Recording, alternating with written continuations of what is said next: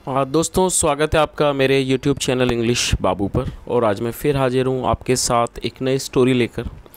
और दोस्तों, आज की जो स्टोरी है बहुत ही मज़ेदार है, बहुत इंटरेस्टिंग स्टोरी है, सुनकर आपको बहुत मज़ा आएगा। उसके अलावा इस स्टोरी के अंदर आपको कई सारे नए इंग्लिश के वर्ड मीनिंग सीखने को मिलेंगे, उनकी करेक्ट प्रोनाउंसिएशन के बारे में पता चलेगा, और जो इसका ग्रामर का पार्ट है हम उसे बिल्कुल डिटेल में कवर करेंगे। तो जो इसका स्ट्रक्चर है आप बिल्कुल आसानी से सीख पाएंगे। और दोस्तों, मेरी आपसे एक और रिक्वेस्ट है, यदि आपको वीडियो अच्छा लगे तो आप इसे ज़रूर लाइक करें। और दोस्तों, अगर यदि आपने अभी तक चैनल को सब्सक्राइब नहीं किया है तो वो भी करें, क्योंकि आपके एक छोटे से सब्सक्राइब से बहुत ज़्यादा मोटिवेशन मिलता है। तो चलिए दोस्तों, आज की इस कहानी को हम शुरू करते हैं। तो सबसे पहले हम कहानी का टाइटल देखते हैं। कहानी का टाइटल है व्हाट्स इन आ नेम। क्या मतलब हुआ? व्हाट्स इन अ नेम मतलब कि एक नाम में क्या है। तो दोस्तों, ये आज की इस कहानी का टाइटल है, शीर्षक है। और अब मैं इसे पढ़ना शुरू करता हूँ। आपसे रिक्वेस्ट है आप इसे बिल्कुल ध्यान से सुने, क्योंकि यहाँ पर आपको कई सारे नए वर्ड मीनिंग सीखने को मिलेंगे। तो चलिए इसको शुरू करते हैं। वंस आ बॉय नेम्ड पापक स्टडीड इन आ गुरुकुल। क्या मतलब हुआ? वंस मतलब कि एक बार, अ बॉय एक लड़का, नेम्ड पापक मतलब पापक नामक लड़का, स्टडीड पढ़ा करता था, इन आ गुरुकुल एक गुरुकुल में। तो इस पूरी लाइन का क्या मतलब हुआ? वंस आ बॉय नेम्ड पापक स्टडीड इन आ गुरुकुल मतलब कि एक बार एक पापक नाम का लड़का एक गुरुकुल में पढ़ा करता था। चलिए आगे देखिए। पापक मीन्स सिनर। क्या मतलब हुआ? दोस्तों, ये जो हमारा वाक्य है ये प्रेजेंट इंडेफिनिट का वाक्य है। मीन का मतलब होता है अर्थ। पापक मीन्स मतलब पापक का अर्थ है, या कह सकते हैं पापक का मतलब है सिनर। दोस्तों, सिनर का मतलब होता है पाप करने वाला, पापी, या कह सकते हैं गुनहगार। और ये एक नाउन है। तो इस लाइन का क्या मतलब हुआ? पापक मीन्स सिनर मतलब कि पापक का अर्थ होता है गुनहगार, या कह सकते हैं पापक का अर्थ होता है पापी। सो इसलिए he wanted to change his name. क्या मतलब हुआ? दोस्तों, ये जो हमारी आज की स्टोरी है ये पास्ट इंडेफिनिट में है। और जब भी हम पास्ट इंडेफिनिट में कोई भी अफर्मेटिव का वाक्य बनाते हैं तो वहाँ पर हमेशा ही वर्ब की सेकंड फॉर्म का प्रयोग किया जाता है। और ये जो हमारा वाक्य है ये पास्ट इंडेफिनिट का ही है। और इस वाक्य के अंदर दो वर्बों का प्रयोग किया गया है। जो पहली वर्ब है, जो हमारी मुख्य वर्ब है, वो है वांटेड, और ये सेकंड फॉर्म है। और दूसरी वर्ब है चेंज, जिसका मतलब होता है बदलना।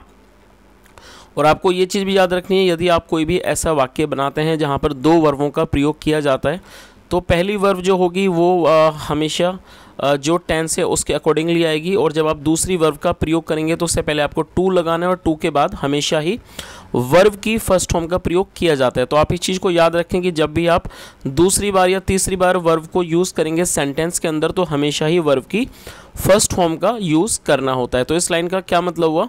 सो इसलिए he wanted to change his name, इसलिए वह अपना नाम बदलना चाहता था। तो दोस्तों, यहाँ तक आपको कहानी समझ ही आ गई होगी। एक पापक नाम का लड़का था जो कि एक गुरुकुल में पढ़ता था, और जो पापक है उस नाम का अर्थ होता है पापी। इस वजह से वो जो है अपने नाम को बदलना चाहता था। चलिए आगे देखिए। सो इसलिए he went out to find a new name for himself. क्या मतलब हुआ? सो ही वेंट आउट इसलिए वह बाहर निकल गया, या कह सकते हैं वह बाहर चला गया, टू फाइंड ढूंढने के लिए, आ न्यू नेम एक नया नाम, फॉर हिमसेल्फ अपने आप के लिए। तो इस पूरी लाइन का क्या मतलब हुआ? इसलिए वह बाहर चला गया अपने लिए एक नए नाम को तलाशने के लिए, ढूंढने के लिए। चलिए आगे देखिए। On the way, on the way का मतलब होता है रास्ते पर, रास्ते में या रास्ते पर। He met a very poor lady. क्या मतलब हुआ? और दोस्तों, ये भी हमारा पास्ट इंडेफिनिट का ही अफर्मेटिव वाक्य है। और ये वर्ब की, ये मीट की सेकंड फॉर्म है। मीट मतलब मिलना और मेट मतलब मिला। तो क्या मतलब हुआ? ऑन द वे रास्ते पर। He met a very poor lady, रास्ते पर वह एक बहुत गरीब महिला से मिला। तो इस पूरी लाइन का क्या मतलब हुआ? रास्ते पर वह बहुत गरीब महिला से मिला। हर नेम वॉज लक्ष्मी, उसका नाम लक्ष्मी था।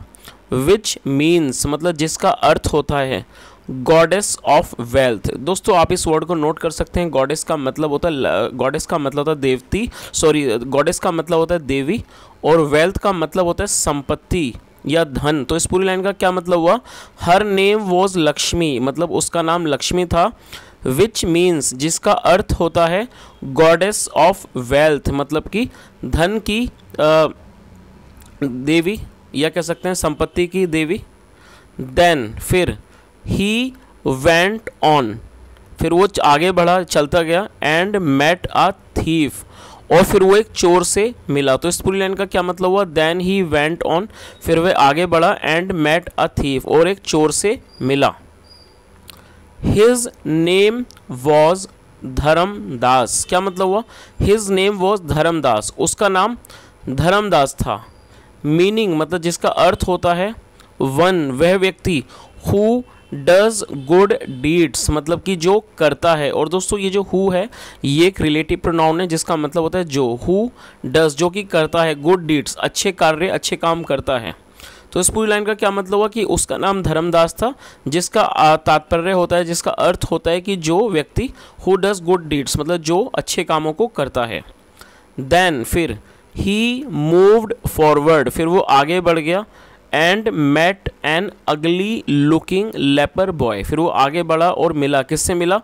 एन अगली लुकिंग, अगली का मतलब होता है बदसूरत, या कह सकते हैं कुरूप, और जिसको बदसूरत भी कहा जाता है। और ये वर्ड जो है अगली, ये एडजेक्टिव है। तो वो एक अगली, मतलब कि बदसूरत दिखने वाले से, अगली लुकिंग मतलब बदसूरत दिखने वाले से, कह सकते हैं कुरूप दिखने वाले लेपर बॉय से मिला। दोस्तों लेपर बॉय का मतलब हुआ, लेपर का मतलब होता है ऐसा व्यक्ति जो कि कुष्ठ रोगी है। जो व्यक्ति कुष्ठ रोग से जिस व्यक्ति को कुष्ठ रोग हो चुका है, जो भी व्यक्ति कुष्ठ रोग में है, उसे लेपर कहा जाता है। तो क्या मतलब है इस लाइन का? देन ही मूव फॉरवर्ड, फिर वे आगे बढ़ा।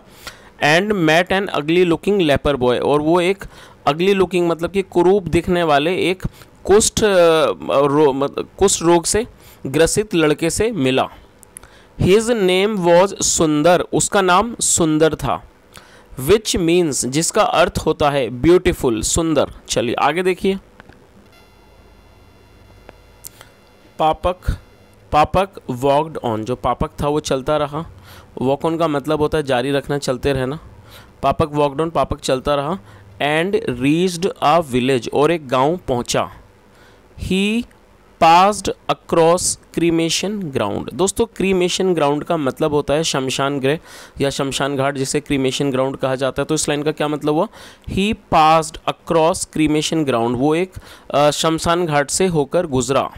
सम पीपल हैड गैदर्ड देयर। दोस्तों हैड के साथ थर्ड फॉर्म का प्रयोग किया गया है, तो ये पास्ट परफेक्ट का वाक्य है। तो इस लाइन का क्या मतलब हुआ? Some people had gathered there, मतलब कुछ लोग वहाँ पर इकट्ठा हुए थे। ही इंक्वायर्ड एंड फाउंड, और दोस्तों इंक्वायर का मतलब होता है पूछताछ करना।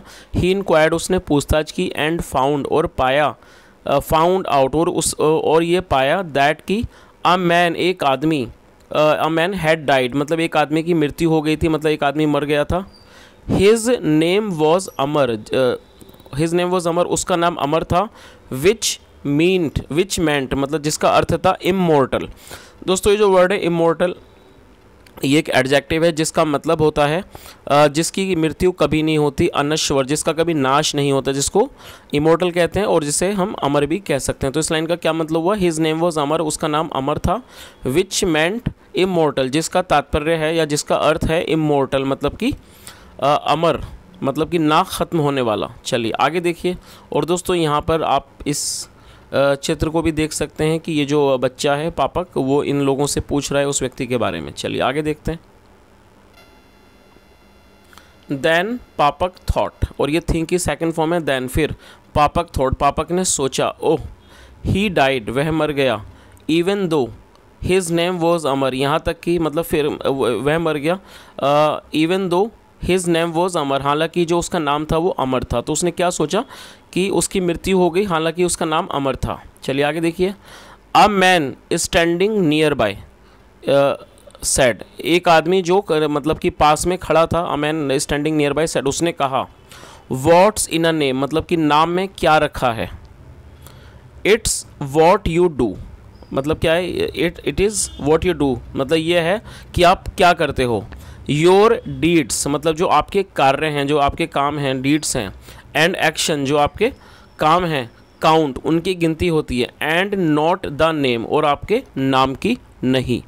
और दोस्तों ये जो आखिर की लाइन है ये काफ़ी, ये समझ लीजिए कहानी का सार है, क्योंकि वास्तविकता में सच्चाई यही है, जो भी व्यक्ति का नाम हो उसके नाम से कोई भी फ़र्क नहीं पड़ता है। फ़र्क इस बात से पड़ता है कि वो व्यक्ति किस तरह के कार्य अपने जीवन में करता है। तो दोस्तों आज की ये छोटी सी स्टोरी थी, और यदि आपको आज की कहानी अच्छी लगी हो तो आपसे रिक्वेस्ट है वीडियो को ज़रूर लाइक करें, शेयर भी करें, और दोस्तों बेल आइकन प्रेस करें चैनल को सब्सक्राइब करके, ताकि आपको नोटिफिकेशंस मिलती रहें।